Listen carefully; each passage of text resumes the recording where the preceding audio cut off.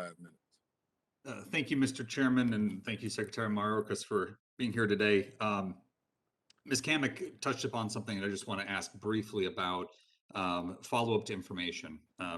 Representative Correa and I sent a letter to DHS addressed to you on September 16th. So this is from both the chairman of the Homeland Security Subcommittee on Oversight, Management, and Accountability, Mr. Correa, and also myself as ranking member, asking for specific information on how many of the Afghan evacuees that we have brought to the U.S. right now, how many of them are special immigrant visa holders or dependents, how many are permanent residents or dependents, American citizens or dependents, ANSF personnel who assisted in the evacuation or dependents, the local embassy staff at Kabul or dependents, and how many are other Afghans? Because I know we've seen some figures floating around that suggest that over 85% of those who were evacuated were neither SIVs, American citizens, or permanent residents.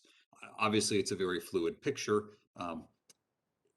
Are you prepared to answer the questions we posed in that letter? Are you prepared to answer that today, Mr. Secretary? Yes, I am. And if I may, I'll provide the answer in percentage form, Congressman. So we have admitted into the United States over 60,000 Afghan nationals.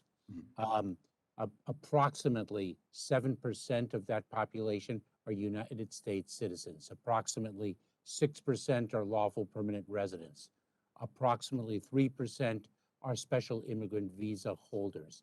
The balance is a combination, if I may, Congressman, a combination of special immigrant visa applicants whose applications have not been finalized for approval, locally employed staff, individuals who would qualify under, for example, P1, P2 refugee status, and then other vulnerable Afghans, as you have identified, journalists, human rights activists, etc. And if we could get, I appreciate the specificity in the 7%, 6%, 3%. Is my understanding that those numbers also accompany the dependents of the principal holder? Yes, Congressman, and we do not have a breakdown of the balance of that population, if you will. We do not yet have that breakdown, that data. If you could get that to us by October 1st, as requested in the letter, that'd be greatly appreciated, Mr. Secretary. And I also, touching on the border real quickly, I mean, looking at the numbers we have, you're no longer, or the administration's line is no longer that this is seasonal, increases, right? I mean, we're at structurally different numbers coming across, correct? Yes. Okay. Is that something that you are satisfied by? Is this a tolerable situation? I was appreciative of the emotion and enthusiasm you talked about, the investigation you'll be doing into the photos that we saw. Will there be an appropriate attempt to try to close the border or to try to reduce that flow or get us down from, again, I mean, just incredibly high numbers. I'm looking at the fiscal year Southwest land border encounters by month. I mean, it was that ramp up in February, and it has just stayed above that 175 level consistently. Are we doing anything to try to get that number back down, to try to regain control of the border? We most certainly are, Congressman. We are doing a number of different things to address irregular migration and the number of individuals who are traveling north to our southern border ill-advisedly, perilously, and unsuccessfully.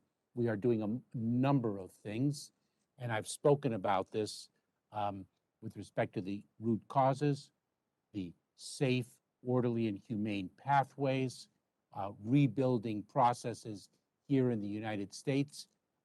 Has any of that had a demonstrable impact on being able to reduce those numbers, sir? Well, we actually have recently seen a reduction in numbers. We hope that trend continues. We are employing tools, and we are also fundamentally hopeful that the broken immigration system will be fixed through legislation.